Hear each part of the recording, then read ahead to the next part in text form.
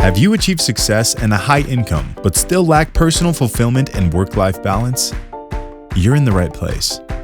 Welcome to the Successful But Struggling podcast. Join us as Erin, Eunicia, Joanne, and Mim share transformative insights and practical strategies just for you. Discover real stories and lessons that will elevate your personal satisfaction, professional accomplishment, and financial empowerment. Hello, and welcome to another episode of Successful But Struggling. We have been focusing on ways to decrease the struggle when you're dealing with stressful circumstances. And today we're going to talk about change and how we can be better prepared for changes regarding our finances. And today we've got Eunicia, our wealth strategist, our wealth quarterback, and she's going to help us talk about ways that we can better prepare for changes that go on with our finances and how to get the right team approach behind you so that you're not struggling with it on your own. Welcome, Eunicia. It's so great to have you here. It's amazing, Erin, for us to be chatting and especially about such an important topic. Yeah. And help me understand when you start thinking about changes. I know that you and I have worked together for a few years now, and my family has gone through so many changes, and having your approach, having the Excelstra team, helping us prepare so that we know what's coming and we can have a plan in place with the right team has been so helpful to decrease our stress. That is so humbling to hear. And as you know, I live to hear the success that we've made in so many of our clients' lives. And your family is super special to me, as you know.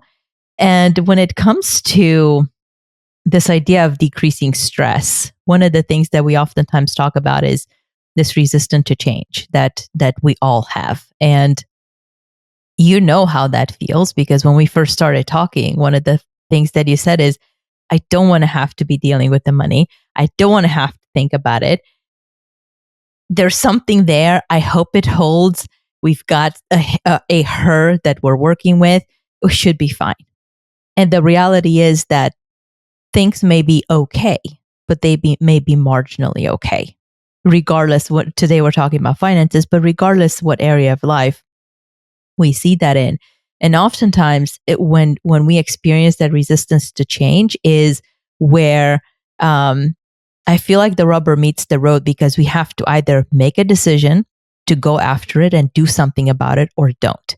And you just articulated the impact that you saying yes has made on your personal financial, really bottom line, your financial experience in general, but also that of your family. But there are so many individuals, so many families, so many business owners that we see constantly put this on the back burner with the idea of it's going to come around. Not right now. I'm afraid. I would prefer not to look at it. And so regardless of what we call it for ourselves, that fill in the blank is going to be different for every single one of us.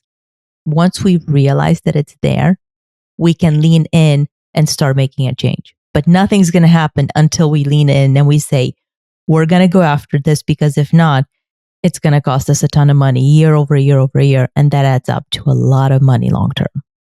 It certainly does. And I don't know how many other individuals, I know you work with so many different people and organizations. And I know that my own family has gone through so much change just in the last couple of years. My retirement from practicing medicine and pivoting to a new career, my husband's recent retirement, my kids going off to college and launching as young adults. And I think with all of those changes, had I not started investing in, as you say, rip the Band-Aid off, dig in, figure out where we're at, what are the decisions that are going to help us make intentional choices so that we can set ourselves better up for success.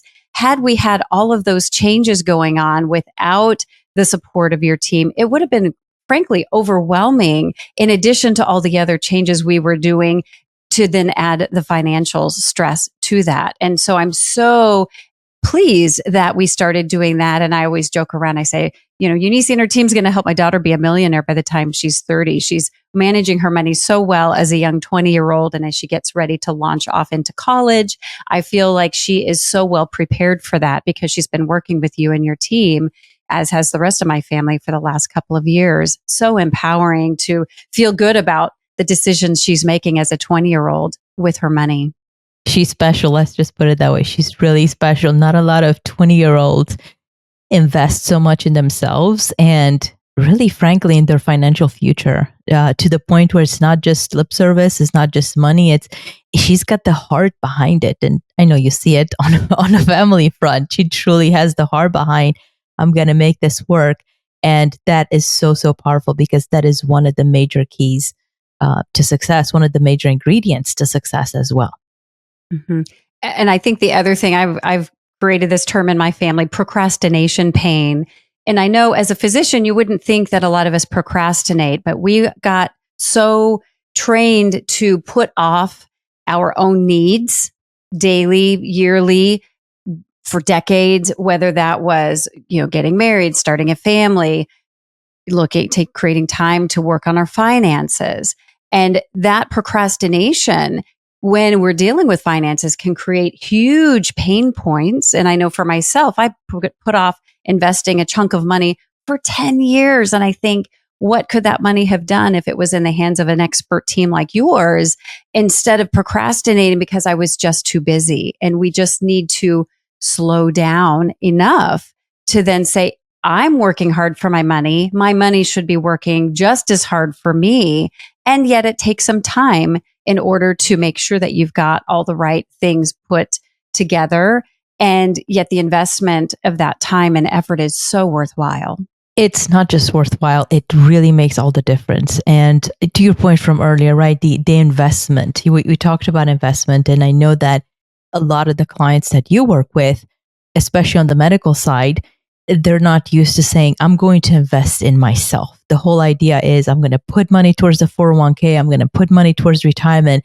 And that's wonderful. But what we see, and this is, I'm not talking about Excelstra, by the way, or the services that we offer, but in general, that procrastination, it's there because we are either afraid of something, we are running away from something, or simply it just may be making us uncomfortable. Here's what I'll say. Personally, I will tell you this. There's nothing wrong with the fact that procrastination is there. It's a mechanism to keep us safe. But the reality is we need the support to get on the other side. And just like with coaching, when I first discovered coaching, and Erin, I know you talk a lot about this a lot, the difference that coaching has made in your life. And then because you had coaching, you realized that, hey, there are other professional services that you could benefit from, and you did. It's the same thing on our end, the same thing on my end. I am part of all sorts of different professional development programs, financial development programs, different very, very high level networking programs as well. And I had to and I will continue to need to make the decision to say, where will I put my money? And what I've realized is that unless I invest for myself, for my firm, nothing is going to happen. No true change is going to happen of the magnitude that I desire for it to be there. So if we're okay with just status quo, then leaving it and putting it on the back burner and using your favorite word, procrastinating about going after it may just be fine. But here's what happens once somebody says, you know what? I'm going to hire the support. And you've seen this firsthand, right? You hired a support. You weren't asked for you to learn how to do it on your own. You were just empowered with additional knowledge. And when that knowledge is disseminated in a way that does not put you down, it empowers you to say, you know what? I got this. At the end of the day, you've worked hard for your money. You've worked hard to achieve all of the accolades that you've achieved. Let's just make sure that you have the right resources around you to continue to bolster that success on the financial front, just like you've had it on the professional front as well. And so that's basically my belief about procrastination. Well, and you also brought up a good point about coaching. And as I'm a coach now, as well as a physician, and we've both invested, as you said, a significant amount of money in getting the right coaches. And I think had I not paid for my own coaching, had I not paid for outside in financial services and expected somebody else to do that for me, or that whatever was provided for me was good enough, I think how much worse off would I have been? I know that there's no part of my life that hasn't been touched by getting a life coach, getting a performance coach, my relationship, my work as a parent, all of those things have changed. And also when I chose to invest in outside financial services, then I got the input from an outside perspective. And that outside perspective of a coach is so powerful. And as you said, they're not an advisor. They're not a consult. They're basically helping you pull the answers out of yourself and create the path that feels right for you, not dictating it for you, but getting curious, learning more about what you are, or what you want, what your goals are, and then helping develop that right plan and making sure you stay on track on that journey. And it's like, oh, hey, haven't heard from you. Where's that stuff you need to get back to my team? And really holding accountable, because again, many of us will procrastinate, and without that external person who's being paid to push you as a coach, as a team member, they're going to make sure that you have more success than left to your own devices. And unfortunately, as a physician, I see this in hopefully a former version of myself, but also so much in physicians and people in healthcare, leaders, business owners. We're so used to figuring out ourselves, or we think, oh, I can do it better, or just give me enough time and I'll figure it out myself. And what I found is when I invest in a coach, I go so much faster. I can change things in 6 weeks that I couldn't literally in 20 years, just by paying for that outside perspective, which has been such a learning experience for me by starting to work with coaches. You know, I so love that you mentioned that you made the year comparison.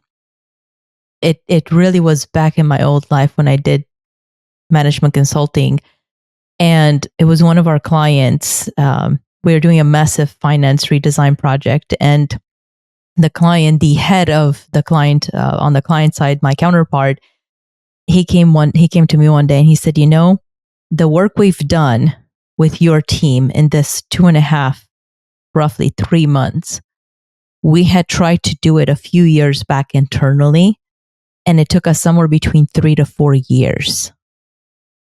And then the project just dropped. So now for shadowing, we were several years later back at it again. It's the same exact thing that happens that we see with clients when we start working with them. As a matter of fact, you said something that was very, very important, that it was all about the, questioning and listening and getting that guidance. What we oftentimes see is that with the idea of individuals saying, I got this, I'm smart enough, I'll figure it out. I have smart friends. Notice I said the word friends that will help me out.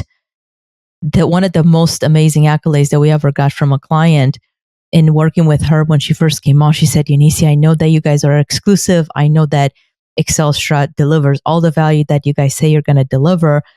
You're definitely not inexpensive. So let's see how this goes. So anyway, long story short, we started working together, and it wasn't but about a week and a half, 2 weeks later that she gave me a call and she said, here's what one of my really good friends who's an iBanker told me. And at this point in time, this particular individual started blessing our client with all sorts of ideas. Well, guess what? By this point in time, we had already covered a lot of those topics.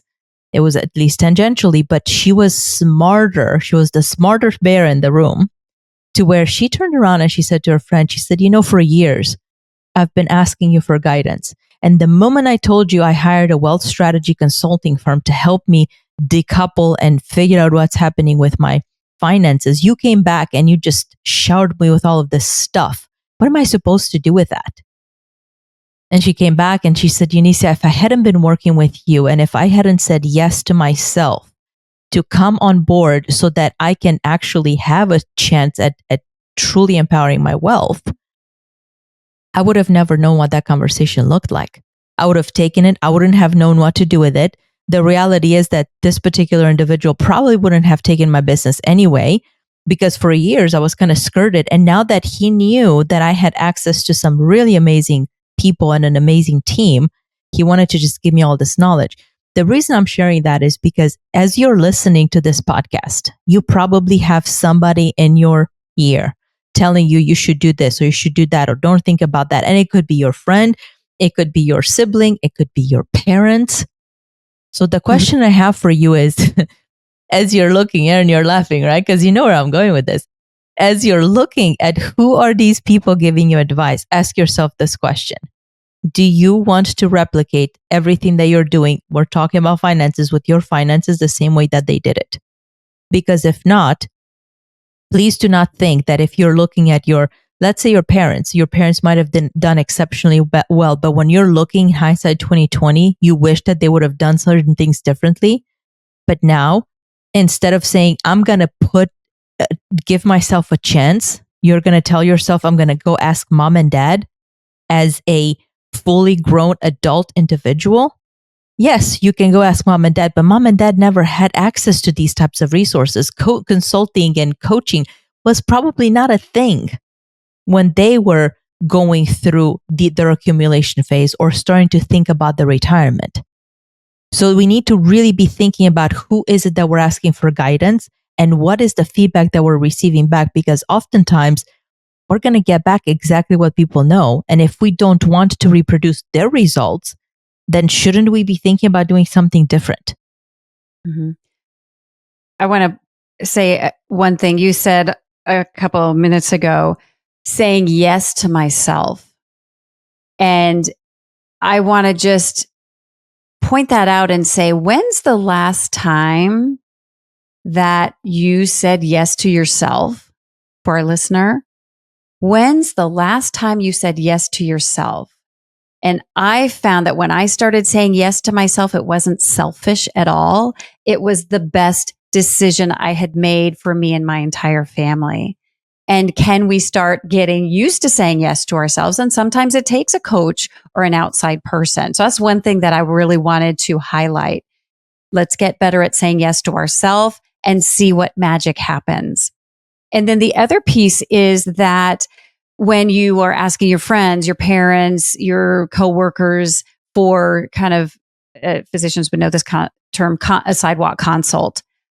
You know, this is not their patient. You're just kind of asking some off advice, different than you are going to see that specialist and they are engaged and you are their patient. And the difference in hiring someone, hiring a team, getting that coach is that they are paid. It is a selfish investment. It's a selfish relationship because you have now paid them for their time and their expertise to focus on you. Much different than even a mentor. That's often a little bit more of a two-way relationship, or your friend. And so you want to think about, it's good to have a selfish relationship when you're talking about a team member who's going to be managing your finances. And just having a casual relationship or casual advice with someone is not the same thing as paying for those services, having a contract, getting access to all of the things, all the education that me and my family have had access to by signing up with Excelstra has expanded our knowledge base so that we can make, as you said with this other person, logical decisions when we're faced with new information.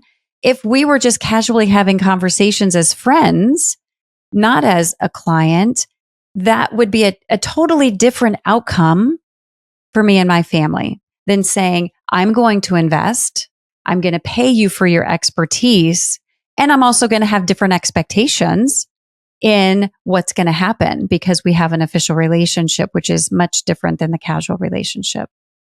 Plus, that I love that you mentioned that, Erin, because that person is now, and you already kind of pointed that out, but they're committed to you versus, I love the sidewalk consult in corporate America is the water cooler conversations in the physician's lounge, right? Those are the types of things that the types of discussions that will take place there, but they're fractional.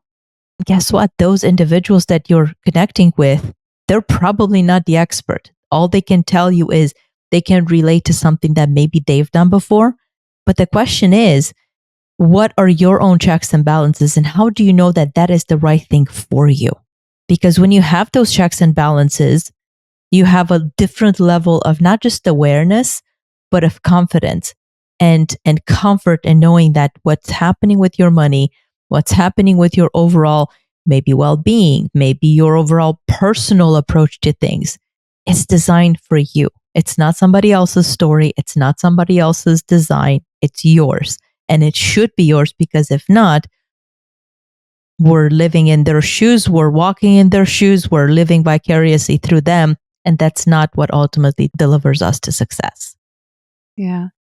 And I think too, when we're talking about success, I use this metaphor with my own clients. And in medicine, we're taught, if you hear hoofbeats, think horses, not zebras, because horses are much more common. So if you have a sore throat, you're much more likely to have strep throat than you are to have like a cancer or something awful creating that symptom. And yet when I talk to the physicians and the individuals I coach, I say, I don't want you to have typical outcomes, because there's too much burnout and negative consequences as a healthcare provider. So I tell them, I don't want you to be a horse. I don't even want you to be a zebra. I want you to be a unicorn. And if we translate this to financial services and we think, oh, I'll just do my 401k. Oh, I'll just do my 529 plan for my children's college savings. I'll just do the traditional. And ask yourself, how often is the traditional financial planning the right fit? Is it going to meet your needs? Are you just taking a wild guess that I guess this is going to be enough for my retirement? I guess this will be what we can do for my child's college savings, and thinking, hey, you know what? There are different approaches that not everybody knows about. And that's what I love about you, Eunicia, and your team at Excelstra, is that you don't just have traditional. You know about all those things, and they can be offered when appropriate, but there's so much more that can be done. And it helps think outside the box and recognize, oh, there may be this strategy I never even heard of. And that's the right strategy for me and my family. That's the right strategy, different than a traditional 401k. And that's what I love about, let's not be satisfied with traditional outcomes. If traditional outcomes are not getting us the results that we want, let's expand our search and see if we can find different outcomes or learn from people who are doing it better than us to say, oh, I want to stretch my goals. I want to broaden my horizons. And then who's the team members that I need to put on my team in order to help me get there? That's very powerful. Just recently, I was talking with one of our new team members, and the question was, should we propose to clients that when they're ready to make a shift from their financial advisory team, that we're here for them? And I said, absolutely not. That is not where we play. We play in this beautiful space where if someone already has the individual that's helping them walk as a horse or as a zebra, guess what? We can come in to say, okay, how can we elevate their game so that they can feel that they truly are stepping into this world? I'm going to use your words of unicorns, or something that I've used for many years in my corporate world was the idea of utopia.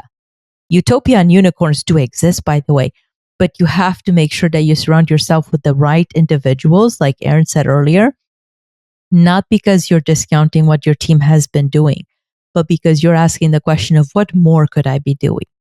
And if your team is receptive, they will be okay to play in the sandbox and to work together collaboratively.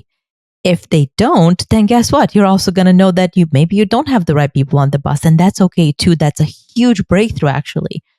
But it goes right back to, let's stop procrastinating, let's lean in, and let's say, you know what? We're done with constantly putting it on the back burner. Get the support that you need. Find a way to triangulate and have checks and balances when it comes to what you're doing specifically in building wealth and increasing your bottom line. And then everything else is going to come in place. I love that, Eunice. And you really wrapped that up so well. And I just want to put that reminder in that, again, making sure that you're investing in yourself. And oftentimes that may mean your entire family, and looking far into the future and setting up legacy, which is something that you often talk about, instead of just looking at how can I manage my finances today, next week, or next year, but really looking far into the future and making sure you have that well set up. And it takes starting, if you haven't started already, now, and not waiting any longer. And I love how you really talked about the team, the approach, but also, as we talked about, having a coach, they're paid to push, they're paid to think outside the box, and really elevating where you're at and recognizing what you've done to get you where you're at is not going to get you to the next level. And sometimes that does mean making some painful decisions and pivoting. And when you realize, oh, this isn't the right fit, it's no longer relevant to where I want to be, then asking yourself, what are the next steps? And what you can do is, if you want to learn more about Excelstra and Eunicia's team, you can go to excelstra.com. That's EXCELSTRA.com. And you can look to see about connecting with Eunicia there. And you can also stay tuned for our next episode, where you're going to find more information about how to find more success without the struggle. We'll see you there. Don't miss out on more strategies that will elevate you to new heights. Visit successfulbutstruggling.com now, where you'll discover exclusive resources and the opportunity to connect with each of us individually. There you can dive deeper into how you, too, can take your personal and professional game to the next level. And if you're serious about optimizing your results, take 2 quick steps now. Number 1, connect with us on the website. And number 2, tune in to the next episode.